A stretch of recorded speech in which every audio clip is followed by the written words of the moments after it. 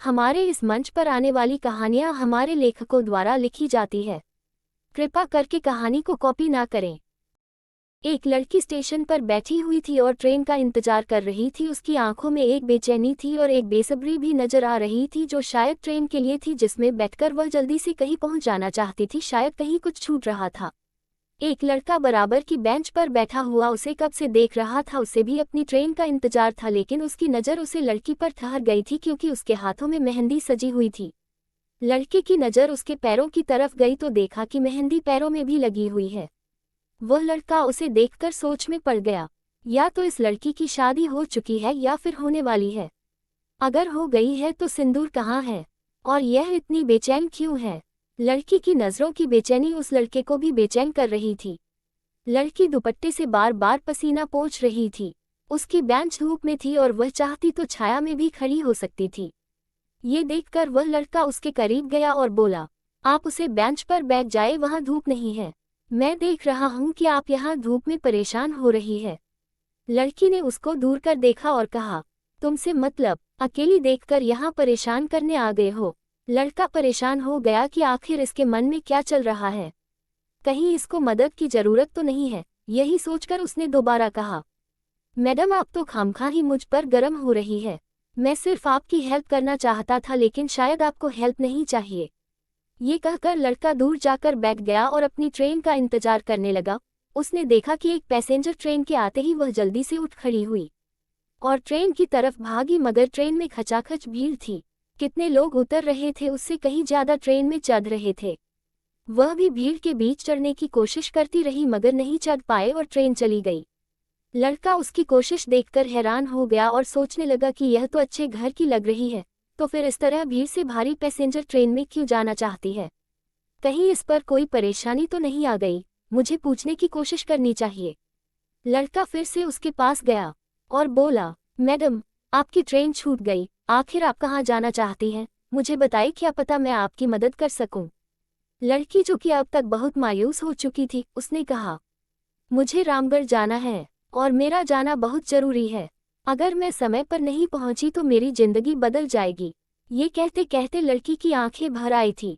उसके आंसू उस लड़के को साफ साफ नजर आ रहे थे। लड़की ने कहा, ठीक है मैडम, आप रामगढ़ समय से पहुंच जाएंगे।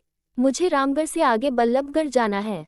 मेरी ट्रेन आने ही वाली है। मैंने 2 सीट बुक की थी जो कि एक मेरे दोस्त की है। किसी कारण वह आया नहीं है तो आप मेरे साथ चल सकती हैं। लड़की ने हैरानी से उसका चेहरा देखा। उसकी नज़रों में एक उम्मीद भी थी मगर एक डर भी था। लड़की ने कहा, बिना टिकट के कैसे जा सकती हूँ। लड़के ने कहा कि आपको चिंता करने की जरूरत नहीं है, वह सब मैं संभाल लूंगा। लड़की सोच रही थी कि इस अजनबी के साथ उसे जाना चाहिए या नहीं। अब लड़की को इतना सोचते देखकर वह लड़का इंतजार कर रहा था और बार बार अपनी कलाई पर बंधी घड़ी में समय देख रहा था। पीछे से ट्रेन आए और लड़के की नज़र पड़ी तो बोला, मैडम जल्दी कीजिए, ट्रेन आ गई। लड़का ट्रेन की तरफ बढ़ा मगर फिर उसने पीछे मुड़कर देखा तो लड़की वहीं बैठी थी। वह समझ गया कि लड़की नहीं आना चाहती है तो वह खुद ही ट्रेन में चढ़ गया। जैसे ही वह अपनी सीट पर जाकर रुक तो किसी ने उसके कंधे पर पीछे से हाथ रखा। उसने चौंक कर देखा तो वही लड़की सामने खड़ी हुई थी। वह उसे देखकर मुस्कुराया और सीट पर बैठने का इशारा किया। लड़की कंधे पर पर्स को टांगे सीट पर बैठ गई। खिड़की के पास बैठी वह अपने आप में सिकुड़ रही थी और लड़का उसके बगल में ही बैठा था। ट्रेन हॉर्न दे रही थी कि तभी वह लड़का उठकर बाहर चला गया। ट्रेन कुछ देर में प्लेटफॉर्म छोड़ने लगी तो लड़की घबरा गई क्योंकि लड़का अभी तक नहीं आया था। वह परेशान होकर खिड़की से इधर उधर देख रही थी। उसकी नज़रें उस लड़के को तलाश रही थी। उसके माथे पर पसीने की बूंदें चमकने लगी और घबराहट के मारे कांपने लगे।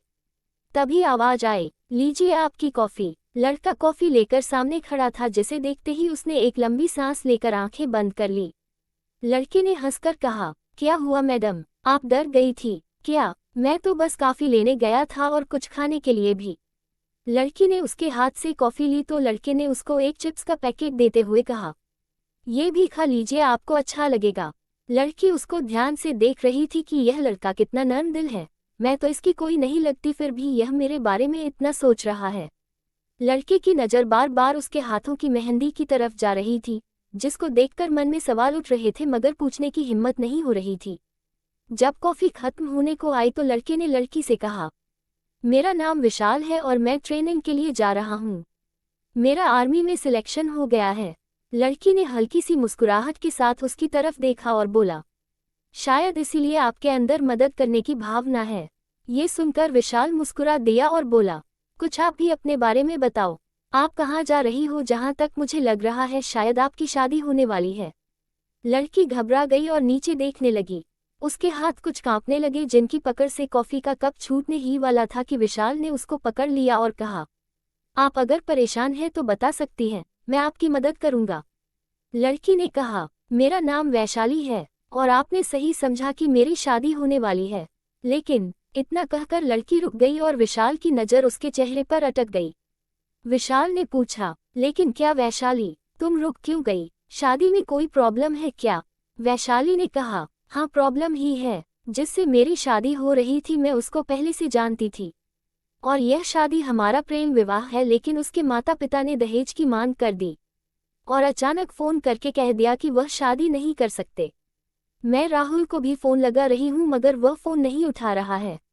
शादी की सारी तैयारियां हो चुकी है और आज शाम को बारात आने वाली थी, इसीलिए मैं खुद घर से निकल आई।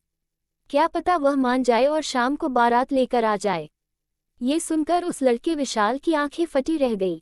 वह हक्का बक्का था कि यह लड़की खुद लड़के वालों के घर जा रही है जिन्होंने शादी करने के लिए मना कर दिया है। उसने तुरंत वैशाली से पूछा, तुम्हें क्या लगता है कि वो लोग शादी के लिए तैयार हो जाएंगे? अब वैशाली की आंखों में आंसू थे जिन्हें वह बार बार अपनी दुपट्टे से पोंछ रही थी। उसने थोड़ा संभल कर कहा, राहुल के और मेरे बीच में बहुत प्यार है और मुझे लगता है कि वह अपने परिवार की दबाव में ऐसा कर रहा है। मैं वहां जाकर सीधे बात करूंगी तो उम्मीद है कि वो लोग मान जाएंगे। विशाल को समझ नहीं आ रहा था कि लड़की से क्या कहे। अभी भी विशाल के मन में एक सवाल घूम रहा था जो उसने पूछ ही लिया, वैशाली क्या तुम घर बता कर आए हो? इस बात पर वैशाली ऐसे खामोश हो गई जैसे बोलना ही ना जानती हो। विशाल ने अपना सवाल दोबारा दोहराया, अरे तुम बोल क्यों नहीं रही हो? क्या तुम अपने घर बता कर आए हो? वैशाली की आंखें फिर से भीग गई और वह धीरे से बोली, घर पर तो सब नाराज है। अगर बता कर आती तो कोई आने ही नहीं देता, इसीलिए तो पैसेंजर ट्रेन में जा रही थी। विशाल उसको फटी आंखों से देख रहा था कि आखिर ये लड़की किस मिट्टी की बनी है। अपने परिवार के मान सम्मान को छोड़कर बिना उसकी परवाह किए यह उसे लड़के के पास जा रही है जिसने फ़ोन करके खुद शादी के लिए मना कर दिया। विशाल ने उसे समझाने के इरादे से कहा, वैशाली मुझे लगता है तुमने गलत किया है। शुक्र है तुम मुझे टकराए हो, वरना तुम्हें पता नहीं है आजकल अकेली लड़की का घर से निकलना कितना खतरनाक हो सकता है। और वह लड़का तो तुम्हें धोखा दे रहा है। वैशाली उसकी तरफ गुस्से से देखने लगी और बोली, तुम खुद को ईमानदार साबित करने की कोशिश मत करो। यह मत साबित करो कि तुम दुनिया की सबसे नेक इंसान हो। मैं राहुल को जानती हूँ इसीलिए जा रही हूँ। अगर तुमने कभी प्यार किया होता तो तुम मेरी बात समझ पाए। इस बार लड़की की आंखें गुस्से से बड़ी हो गई थीं। विशाल उसकी आंखों को देखकर ही उसके गुस्से को समझ रहा था और समझ रहा था कि इसको कुछ कहना बेकार है। तभी उसने लड़की को एक कागज में अपना नंबर लिखकर दिया और कहा, अब तुम ऐसा करना ही चाहती हो तो मैं तुम्हें नहीं रोक सकता और मेरा कोई हक भी नहीं है। फिर भी अगर तुम्हें मेरी ज़रूरत पड़े तो मुझे इस नंबर पर फ़ोन कर देना। बल्लभगढ़ रामगढ़ से ज़्यादा दूर नहीं है, मैं तुरंत आ जाऊंगा। वैशाली उसकी बात सुनकर शांत हो गई और उसने कागज़ लेकर अपने पास रख लिया। ट्रेन अपनी गति से दौड़ रही थी और वैशाली खिड़की पर अपना सिर टिकाए बाहर की तरफ देख रही थी। हवा के वेग से उसके उल्टे हुए बाल उसके गालों पर लहरा रहे थे। उसकी आंखों का शून्य बता रहा था कि वह कितनी परेशान है और विशाल बहुत ध्यान से उसको देख रहा था। कभी उसका दिल उसके लहराते बालों में फंस रहा था तो कभी उसके चेहरे पर छाए मायूसी को पढ़ने की कोशिश कर रहा था।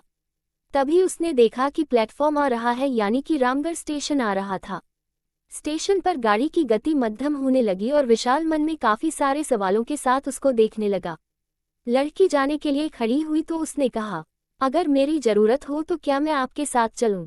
मेरे पास समय है, मैं आपकी मदद कर सकता हूं। लड़की ने मुंह बनाकर कहा, नहीं कोई ज़रूरत नहीं है, वहां जाने के बाद सब ठीक हो जाएगा। विशाल समझ गया था कि लड़की इस बात से बेखबर है कि लड़का उसके साथ धोखा कर रहा है। वह मासूम और भोली है, इसी बात का वह फ़ायदा उठा रहा है। लड़की कंधे पर पस्त टांगे उतर गई और विशाल देखता रहा। प्लेटफॉर्म पीछे छूटता रहा और ट्रेन वापस अपनी गति पकड़ी रही। विशाल के ख्यालों में वह लड़की घूम रही थी, जाने क्यों रह रहकर उसका ख्याल आ रहा था, कहीं उसके साथ कुछ हो न जाए। ये बात उसको बार बार परेशान कर रही थी। दोस्तों, बाकी की कहानी जानेंगे अगले भाग में। तब तक आप चैनल को सब्सक्राइब और वीडियो को लाइक करें और आपको कहानी कैसी लगी यह कमेंट में लिखकर जरूर बताएं।